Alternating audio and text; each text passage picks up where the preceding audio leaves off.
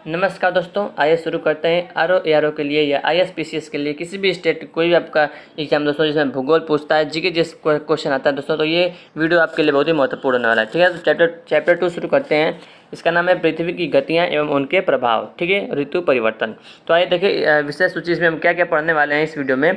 देखिए, पृथ्वी के बारे में पढ़ेंगे, पृथ्वी की आकृति, पृथ्वी गोलाकार है, गोल्डीलॉक्स जोन पढ़ेंगे, पृथ्वी लध्वच गुलाब है, ये सब पढ़ेंगे। ठीक है ना। और पृथ्वी की गतियाँ उनके प्रभाव में कौन कौन से टॉपिक पढ़ेंगे हम। ऋतु परिवर्तन, सूर्य का आभासी प्रवासन, ठीक है ना, ग्रह पढ़ेंगे, प्रमुख शब्दावली पढ़ेंगे। ठीक है ना। तो इसमें आपको बहुत कुछ सीखने को मिलेगा। ठीक है ना, इस वीडियो में। तो आइए देखते हैं। तो सबसे पहले देखिए शुरू करते हैं हम पृथ्वी। ठीक है ना, पृथ्वी के बारे में थोड़ा सा जान लेते हैं। देखिए, यह सूर्य से दूरी के क्रम में तीसरा एवं आकार में पाँचवां ग्रह है। ठीक है ना, यानी कि साइज के हिसाब से पाँचवा नंबर पर आता है, और दूरी के हिसाब से सूर्य से दूरी के जो है हिसाब से वो तीसरे नंबर पर आता है। ठीक है ना। तो सबसे पहले सबसे नज़दीक कौन सा होता है, बुध होता है। बुध, शुक्र, पृथ्वी, मंगल, बृहस्पति, शनि, अरुण और वरुण। ठीक है ना। और यह दोस्तों सौरमंडल का एकमात्र ऐसा ग्रह है जिस पर जीवन है। पृथ्वी ऐसा एकमात्र ग्रह है जिस पर जीवन है। ठीक है ना। इसकी जो स्थिति है, पृथ्वी की जो स्थिति है वो शुक्र और मंगल ग्रह के बीच में है। ठीक है ना, शुक्र और मंगल ग्रह के बीच में जो है पृथ्वी आती है। ठीक है ना। इसका जो विषुवतीय व्यास है ना, जो पृथ्वी का जो विषुवतीय व्यास है वो 12,756 किलोमीटर है, और जो ध्रुवीय व्यास है वो 12,714 किलोमीटर है। तो याद रखिएगा, जो विषुवतीय व्यास है वो 12,756 किलोमीटर है, और जो ध्रुवीय व्यास है वो 12,714 किलोमीटर है। ठीक है ना। और जो पृथ्वी है अपने अक्ष पर 23.5 झुकी हुई है। ठीक है ना। और ये अपने अक्ष पर जो है पश्चिम से पूर्व, याद रखिएगा, पश्चिम से पूर्व जो है 1610 किलोमीटर प्रति घंटे की चाल से 23 घंटे 56 मिनट 4 सेकंड में एक चक्कर पूरा लगाती है। ठीक है। और पृथ्वी को सूर्य की एक परिक्रमा पूरी करने में 365 दिन 5 घंटे 48 मिनट और 46 सेकेंड का समय लगता है। लगभग 365 दिन 6 घंटे का समय लगता है। ठीक है। और ऋतु पर परिवर्तन जो है, ऋतु पर परिवर्तन क्यों होता है, जो ऋतुएं होती हैं सर्दी, गर्मी, बरसात, ठंडी जो आता है दोस्तों, आखिर ये ऋतु परिवर्तन क्यों होता रहता है, क्योंकि जो पृथ्वी जो है वो अपने अक्ष पर झुकी हुई है। ठीक है ना। और सूर्य के जो सापेक्ष इसकी स्थिति में परिवर्तन के कारण जो है वो पृथ्वी पर ऋतु परिवर्तन होता रहता है। ठीक है ना। इसकी दोस्तों जो वार्षिक गति है, वार्षिक गति के कारण ही पृथ्वी पर दिन रात छोटा और बड़ा होता है। वार्षिक गति का तो दोस्तों क्वेश्चन पूछेगा कि पृथ्वी पर जो दिन रात बड़ा और छोटा होता है वो किसके कारण होता है, तो इसका आंसर होगा कि पृथ्वी की वार्षिक गति के कारण होता है। ठीक है ना। और पृथ्वी पर जो जल की उपस्थिति के कारण जो है इसको हम नीला ग्रह कहते हैं। पृथ्वी को नीला ग्रह क्यों कहते हैं, क्योंकि पृथ्वी पर जो जल की मात्रा जो सर्वाधिक है, इसलिए इसको हम नीला ग्रह भी कहते हैं। ठीक है ना। तो पृथ्वी की जो सूर्य से औसत दूरी है वो लगभग 15 करोड़ किलोमीटर है।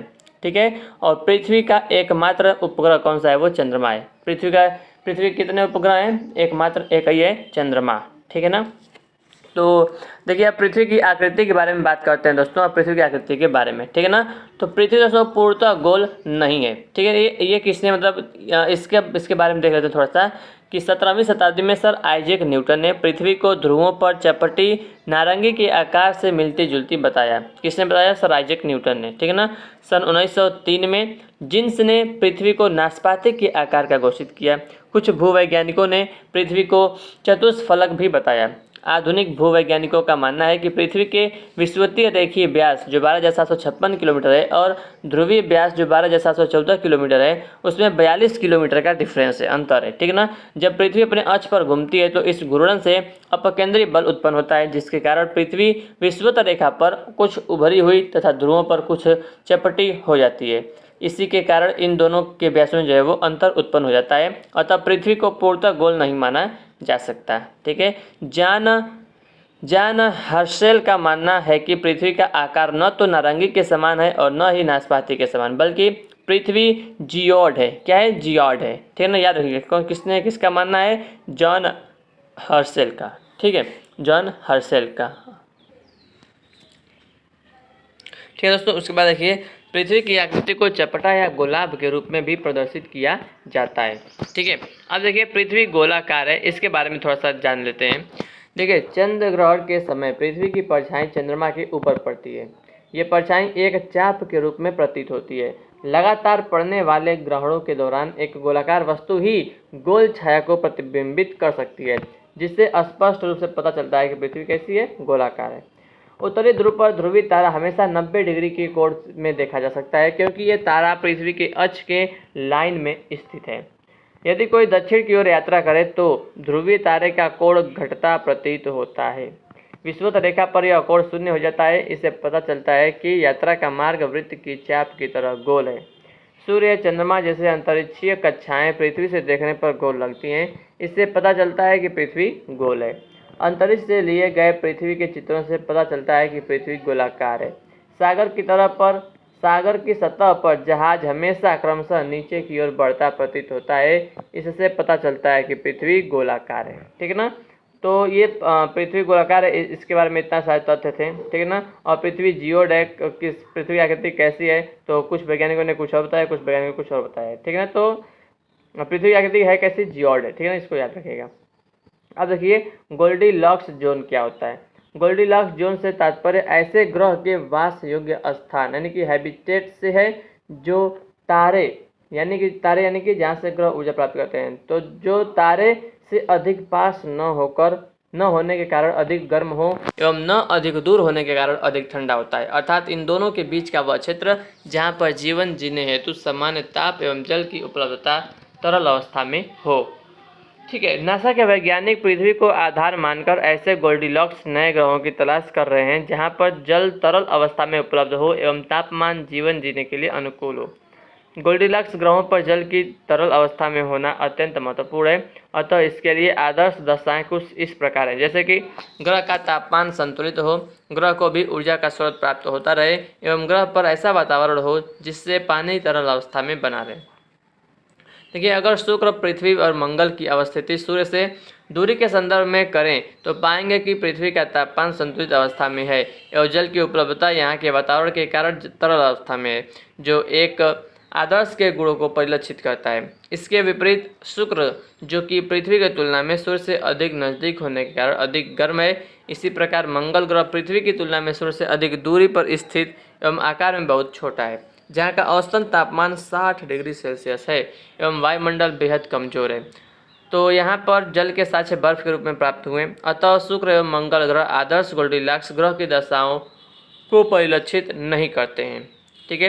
हाल ही में नासा एवं इसरो के प्रयासों से पृथ्वी के एकमात्र उपग्रह चंद्रमा पर जल के साक्ष्य बर्फ के रूप में प्राप्त हुए हैं, जिसे भविष्य के रूप में देखा जा सकता है, भविष्य के गोल्डीलॉक्स जोन के रूप में देखा जा सकता है। हमारे सौरमंडल से बाहर खगोल भौतिकविदों ने प्रॉक्सिमा बी नामक एक ग्रह की खोज की है, जो हमारी पृथ्वी से लगभग 1.3 गुना बड़ी है, जो प्रॉक्सिमा सेंचुरी नामक तारे की परिक्रमा 11.2 दिनों में पूरा करता है। प्रॉक्सिमा सेंचुरी जो है हमारे सूर्य की तुलना में एक छोटा, ठंडा और मंद प्रकार का तारा है। कुछ खगोलविदों का मानना है कि प्रॉक्सिमा बी ग्रह पर संभवतः पानी तरल अवस्था में मौजूद हो सकता है। शोधकर्ताओं का मानना है कि यह ग्रह जो है प्रॉक्सिमा सेंचुरी के वास योग्य स्थान के भीतर ही स्थित है, जहां जीवन की संभावना पाई जा सकती है। अतः प्रॉक्सिमा बी ग्रह को भी गोल्डीलॉक्स ग्रह की श्रेणी में रखा जा सकता है। ठीक है दोस्तों, अब आइए यहाँ से इसको पढ़ लेते हैं, पृथ्वी के बारे में स्मरणीय तथ्य पढ़ लेते हैं। ठीक है ना। तो देखिए, पृथ्वी की आकृति कैसी है, जियोड है। भूमध्य रेखीय व्यास या इसी को विषुवतीय व्यास कहते हैं, तो कितना है, 12,756 किलोमीटर। ध्रुवीय व्यास 12,714 किलोमीटर है। पृथ्वी ध्रुवीय परिधि कितना है, 40,008 किलोमीटर। विषुवत रेखीय परिधि कितना है, 40,075 किलोमीटर। ठीक है। द्रव्यमान कितना है पृथ्वी का, 5.97 × 10⁻24 टन। जलीय भाग है 71%, स्थलीय भाग है 29%। आयतन कितना है, 10.83 × 10⁻11 घन किलोमीटर। औसत घनत्व है 5.52 पानी के घनत्व के सापेक्ष। और अनुमानित आयु कितना है पृथ्वी की, 4.6 बिलियन वर्ष। ठीक है। धरातलीय क्षेत्रफल कितना है, 51.1 करोड़ वर्ग किलोमीटर। परिभ्रमण समय कितना है पृथ्वी का, 23 घंटे 56 मिनट 4 सेकेंड। सूर्य की परिक्रमा करने में लगने वाला समय कितना है, 365 दिन 5 घंटे 48 मिनट और 46 सेकेंड। सूर्य से न्यूनतम दूरी कितना है, 14.70 करोड़ किलोमीटर। सूर्य से अधिकतम दूरी कितना है, तो सूर्य से न्यूनतम दूरी 14.7 करोड़ किलोमीटर है, और सूर्य से अधिकतम दूरी दोस्तों ये 15 दशमलव कुछ होगा, 1.21 करोड़ नहीं है। ठीक है ना, 15.7 कुछ करके करोड़ किलोमीटर है। ठीक है ना। सूर्य से माध्य दूरी देखिए 14.98 किलोमीटर है। ठीक ठीक है। और सूर्य से पृथ्वी तक प्रकाश को आने में लगा समय 8 मिनट 18 सेकेंड, 8 मिनट या 20 सेकेंड भी कहीं कहीं मिल जाता है, ठीक है ना। चंद्रमा से दूरी कितना है? 3,84,000 किलोमीटर। उसके बाद है समुद्र तल से स्थल की सर्वाधिक ऊंचाई 8,848 किलोमीटर, माउंट एवरेस्ट की जो ऊंचाई है। अब तो हो गया 8,848.8 किलोमीटर, ठीक है ना। समुद्र तल से सागर की सर्वाधिक गहराई 11,044 मीटर है, 11,044 मीटर। उसका नाम है मैरियाना ट्रंच, ठीक है। इसे द चैलेंजर डीप भी कहते हैं। विषुवत रेखा पर घूर्णन गति कितना है पृथ्वी की? 1667 किलोमीटर प्रति घंटा। और ध्रुवों पर घूर्णन गति 0 है, ठीक है ना। तो ये पृथ्वी के बारे में जो है स्मरणीय तथ्य था, ठीक है ना, उसको याद रखिएगा, ठीक है। उसके बाद आइए शुरू करते हैं। देखिए, पृथ्वी लध्वज गोलाभ है, तो इसका क्या मतलब है? तो आइए इसको पढ़ लेते हैं, ठीक है। देखिए, मानक मापन से सिद्ध हो चुका है कि पृथ्वी की गोलाकार आकृति ध्रुवों पर दबी हुई है और विषुवत रेखा पर चपटी प्रतीत होती है। पृथ्वी का विषुवतीय व्यास 12,756 किलोमीटर है, जो ध्रुवीय व्यास 12,714 किलोमीटर से 42 किलोमीटर अधिक है। यह पृथ्वी के घूर्णन के फलस्वरूप उत्पन्न अपकेंद्रीय बल के कारण है। ध्रुवीय और विषुवतीय व्यास का अंतर पृथ्वी को एक वृत्ताकार के रूप में देखने पर गौण हो जाता है। व्यवहारिक रूप से पृथ्वी की आकृति को गोलाकार माना जा सकता है। पृथ्वी के घूर्णन का प्रमाण देखते हैं। पृथ्वी के घूर्णन का प्रमाण 1851 में फ्रांसीसी भौतिकविद जीन बर्नार्ड लियोन फोकाल्ट ने पृथ्वी के घूर्णन की वास्तविक जो है तस्वीर सार्वजनिक रूप से प्रस्तुत किया। फोकाल्ट ने पेरिस के पेंथियन से एक 28 किलोग्राम भार का कैनन बाल एक 67 मीटर तार के माध्यम से लटकाया और पेंडुलम को इस तरह से सेट किया कि बाल एक ही सतही स्तर पर गतिशील रहे। इस प्रयोग से न्यूटन के गति के प्रथम नियम के आधार पर यह सिद्ध किया गया कि पृथ्वी की घूर्णन गति का अस्तित्व है। इस यंत्र को फोकाल्ट पेंडुलम के नाम से जाना जाता है, ठीक है। अब देखिए पृथ्वी की गतियाँ और उनके प्रभाव, ठीक है। तो पृथ्वी की 2 गतियाँ हैं, पहला है घूर्णन घूर्णन अथवा इसको कहते हैं दैनिक गति, और दूसरा है परिक्रमण रिवोल्यूशन, इसको कहते हैं वार्षिक गति, ठीक है ना। तो पहला देखते हैं घूर्णन गति अथवा दैनिक गति के बारे में, रोटेशन के बारे में। तो पृथ्वी अपने अक्ष पर पश्चिम से पूर्व की ओर लगभग 24 घंटों में एक चक्कर पूरा करती है। इसी के कारण दिन व रात होते हैं, अतः इस गति को दैनिक गति भी कहते हैं, ठीक है। पृथ्वी के घूर्णन के कारण पृथ्वी का प्रत्येक भाग बारी बारी से सूर्य के सम्मुख आता रहता है, अतः सूर्य के सम्मुख वाले भाग में दिन और पीछे वाले भाग में रात होती है। इस प्रकार पृथ्वी के घूर्णन के कारण उसके सभी भागों में क्रम से दिन और रात होते रहते हैं। उसके बाद है अगला पॉइंट, पृथ्वी एक कल्पित धुरी पर सदैव पश्चिम से पूर्व की ओर जो है घूमती रहती है। पृथ्वी की इस गति को घूर्णन अथवा आवर्त गति कहा जाता है। पृथ्वी अपनी धुरी पर जब एक चक्कर लगा लेती है तो वो एक दिन रात होता है। इसी गति को दैनिक गति कहते हैं, ठीक है। पृथ्वी जिस दूरी अथवा अक्ष पर घूमती है वह काल्पनिक रेखा है जो पृथ्वी के केंद्र से होकर उसके उत्तरी और दक्षिणी ध्रुवों को मिलाती है। पृथ्वी का यह अक्ष अपने कक्ष तल के साथ 66.5 अंश का कोण बनाता है। पृथ्वी का यह अक्ष सदैव एक ओर झुका रहता है। घूर्णन गति जो है घूर्णन अक्ष के आधार पर ही अक्षांश और देशांतर का निर्धारण किया जाता है, ठीक है। उसके बाद देखिए पृथ्वी पर जो है भौतिक एवं जैविक प्रक्रियाएं प्रभावित होती हैं।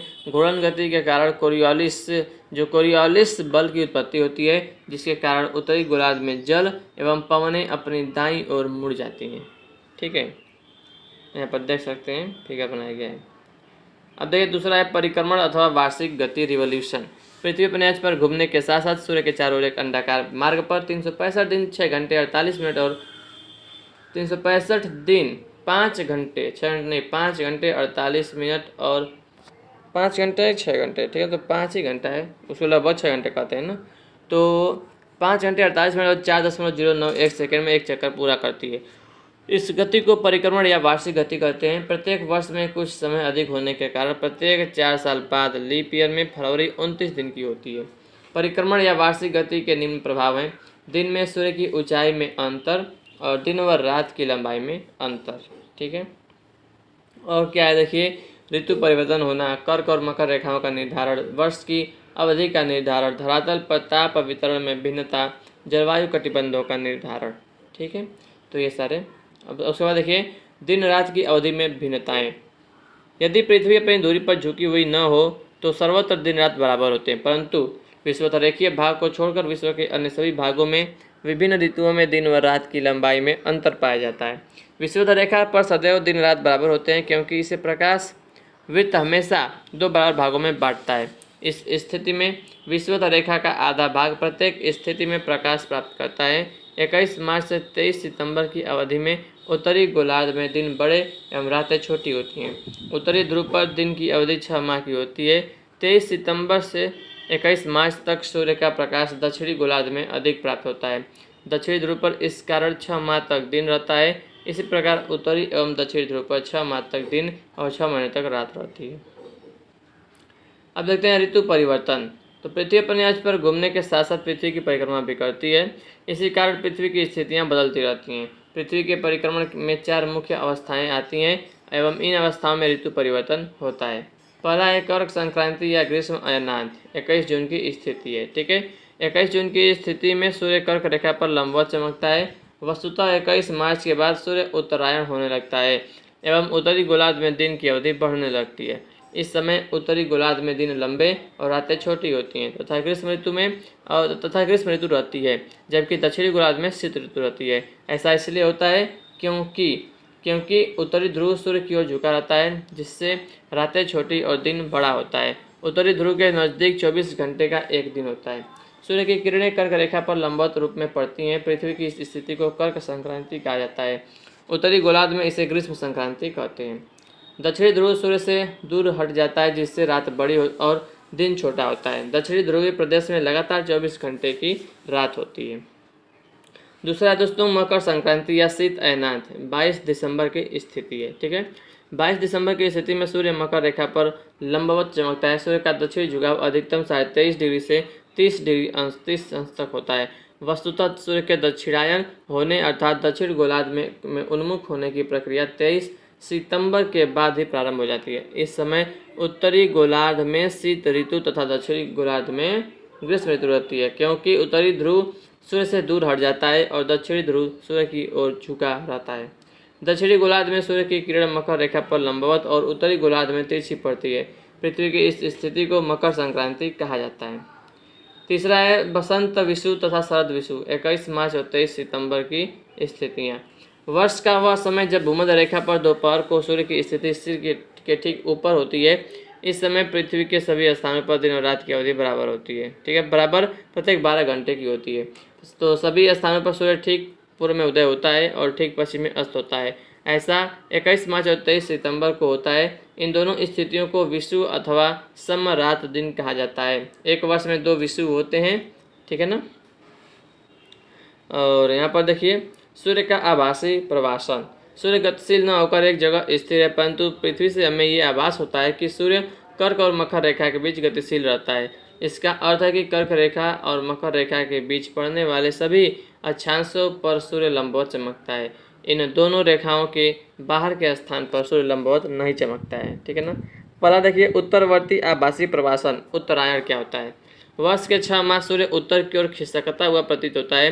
यह उत्तरवर्ती प्रवासन 23 दिसंबर को प्रारंभ होता है और 21 जून को जब सूर्य 23.5 अंश उत्तरी अक्षांश पर लंबवत चमकता है तब समाप्त होता है।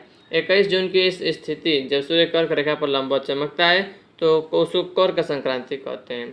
ठीक है ना। दूसरा है दक्षिणवर्ती आभासी प्रवासन दक्षिणायन। वर्ष के 6 माह सूर्य दक्षिण की ओर खिसकता हुआ प्रतीत होता है। ये दक्षिणवर्ती प्रवासन 21 जून को प्रारंभ होता है और 22 दिसंबर को जब सूर्य 23.5 अंश दक्षिणी अक्षांश पर लंबवत चमकता है तब समाप्त होता है। सूर्य के इस 22 दिसंबर वाली स्थिति को मकर संक्रांति कहते हैं। ठीक है ना, विंटर सोलिस्टिक कहते हैं। सूर्य के इस आभासी प्रवासन से ही ये पता चलता है कि सूर्य किस दिशा से उदय होता है तथा वह हर दिन थोड़ा खिसक क्यों जाता है। यदि पृथ्वी अपने अक्ष पर झुकी न हुई होती तो सूर्य विषुवत रेखा पर लंबवत चमकता तथा उत्तरी एवं दक्षिणी गोलार्धों में एक समान ही ऋतुएं पाई जाती हैं। ठीक है। अब देखिए ग्रहण के बारे में देखते हैं। किसी खगोलीय पिंड के प्रकाश के मार्ग में किसी अन्य खगोलीय पिंड के आ जाने के कारण उसकी छाया उस पिंड पर पड़ती है, जिस कारण ग्रहण होता है। पृथ्वी और चंद्रमा की गतियों के कारण सूर्य ग्रहण और चंद्र ग्रहण की स्थिति उत्पन्न होती है। सूर्य ग्रहण के बारे में देखते हैं। सूर्य ग्रहण अमावस्या के दिन होता है। याद रखिएगा, सूर्य ग्रहण अमावस्या के दिन होता है, परंतु प्रत्येक अमावस्या को नहीं होता है। जो सूर्य ग्रहण होता है वो अमावस्या के दिन होता है, परंतु प्रत्येक अमावस्या को नहीं होता है। इसका कारण यह है कि पृथ्वी तथा चंद्रमा के कक्ष तलों में लगभग 50 डिग्री का झुकाव है। ठीक है, तो सूर्य ग्रहण तभी होता है जब अमावस्या को चंद्रमा पृथ्वी के कक्ष तल में आ जाता है। जब सूर्य का आंशिक भाग दिखाई नहीं देता है तो उसे खंड सूर्य ग्रहण कहते हैं। जब चंद्रमा सूर्य को पूरा ढक लेता है तो पूर्ण सूर्य ग्रहण होता है। ठीक है, चंद्र ग्रहण देखिए, जब पृथ्वी चंद्रमा और सूर्य के बीच ठीक सिद्ध में आ जाए तो पृथ्वी की छाया चंद्रमा पर पड़ती है, जिस कारण उस पर अंधेरा छा जाता है। इसे चंद्र ग्रहण कहते हैं। ठीक है, चंद्र ग्रहण सदैव पूर्णिमा को होता है, परंतु हर पूर्णिमा को नहीं होता है। इसका कारण यह है कि पृथ्वी तथा चंद्रमा के कक्ष तलों में लगभग 50 का परस्पर झुकाव है। चंद्र ग्रहण उसी पूर्णिमा को होता है जब चंद्रमा पृथ्वी के कक्ष तल में होता है। ऐसा कभी कभी ही होता है। जब चंद्रमा का केवल कुछ भाग पृथ्वी की परछाई में आता है तो इसे आंशिक चंद्र ग्रहण कहते हैं। जब चंद्रमा का पूरा प्रकाशित भाग पृथ्वी की परछाई में आ जाता है तो इसे पूर्ण चंद्र ग्रहण कहते हैं। ठीक है ना, देखिए चंद्र कलाएँ होती हैं। अगर चांद बढ़ रहा है, ठीक है ना, आपको दिन प्रतिदिन चांद जो है बढ़ता हुआ दिखाई दे रहा है, उसका साइज बड़ा हो रहा है, तो उस समय शुक्ल पक्ष चल रहा होता है, वो पक्ष को कहते हैं शुक्ल पक्ष। और अगर चांद दिन प्रतिदिन आपको जो है घटता हुआ दिखाई दे रहा है, उसका साइज छोटा होता हुआ दिखाई दे रहा है, तो वो कृष्ण पक्ष होता है। ठीक है ना, कृष्ण पक्ष चल रहा होता है। ठीक है ना, उसके बाद देखते हैं, देखिए सिजगी क्या होता है। सूर्य चंद्रमा एवं पृथ्वी की एक रेखीय स्थिति सिजगी कहलाती है, जो दो तरह के बनते हैं। देखिए सूर्य चंद्रमा पृथ्वी, ठीक है, अगर ऐसे है सूर्य चंद्रमा पृथ्वी, इसको हम युति कहते हैं, और सूर्य पृथ्वी चंद्रमा इसको हम कहते हैं वियुति कहते हैं। ठीक है ना, सूर्य चंद्रमा पृथ्वी, बीच में चंद्रमा है तो युति कहेंगे, बीच में पृथ्वी है तो वियुति कहेंगे। ठीक है, प्रमुख शब्दावली देख लीजिए। नक्षत्र दिवस क्या होता है। एक मध्य रेखा के ऊपर किसी निश्चित नक्षत्र के उत्तरोत्तर 2 बार गुजरने के बीच की अवधि को नक्षत्र दिवस कहते हैं। यह 23 घंटे 56 मिनट की अवधि का होता है। सौर दिवस क्या होता है। जब सूर्य को गतिहीन मानकर पृथ्वी द्वारा उसके परिक्रमण की गणना दिवसों के रूप में की जाती है तब सौर दिवस ज्ञात होता है। इसकी अवधि 24 घंटे की होती है। उपसौर क्या होता है। 3 जनवरी को पृथ्वी जब सूर्य के अत्यधिक पास 14.73 करोड़ किलोमीटर होती है, इसे उपसौर कहते हैं। यानी कि जब पृथ्वी सूर्य के अधिकतम पास में होती है, ठीक है ना, एकदम करीब होती है, ठीक है, तो उसे उपसौर कहते हैं। और अपसौर 4 जुलाई को पृथ्वी जब सूर्य से अधिकतम दूरी पर 15.2 करोड़ किलोमीटर होती है तो इसे अपसौर कहते हैं। ठीक है, शरद विषुव क्या होता है। 23 सितंबर वाली स्थिति को शरद विषुव कहा जाता है। इसके पश्चात उत्तरी गोलार्ध में शीत ऋतु और दक्षिणी गोलार्ध में ग्रीष्म ऋतु होती है। वसंत विषुव क्या होता है। 21 मार्च वाली स्थिति को वसंत विषुव कहा जाता है। इसके बाद उत्तरी गोलार्ध में ग्रीष्म ऋतु और दक्षिणी गोलार्ध में शीत ऋतु होती है। ठीक है ना, यहाँ पर आप फिगर भी देख सकते हैं दोस्तों। तो देखिए यहाँ पर जो है चैप्टर 2 तो हमारा कंप्लीट हो गया। चैप्टर 3 में हम पढ़ेंगे भू आकृति एवं पृथ्वी की आंतरिक संरचना। ठीक है ना, तो चैप्टर 2 यहाँ पर हमारा पूरा कंप्लीट हो गया दोस्तों। तो वीडियो कैसा लगा कमेंट करके जरूर बताइएगा। ठीक है, तो और फ्रेंड्स अगर वीडियो अच्छा वीडियो को लाइक करिएगा, चैनल को सब्सक्राइब करिएगा। ठीक है फ्रेंड्स, तो मिलते हैं आपसे अगली वीडियो में। इस वीडियो को देखने के लिए आप लोगों का बहुत बहुत धन्यवाद। जय हिंद, जय भारत, वंदे मातरम।